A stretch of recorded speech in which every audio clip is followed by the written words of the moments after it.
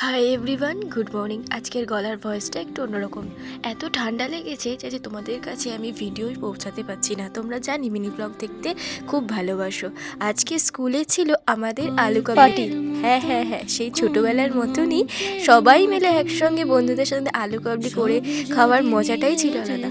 এই যে আমাদের পূজা রানী, সেই কিন্তু খুব সুন্দরভাবে এইটাকে মিক্সড আপ করেছিল, আর আমি তার সঙ্গে সহযোগী করেছিলাম। খুব মজা হয়েছিল সেদিন, জানো তো।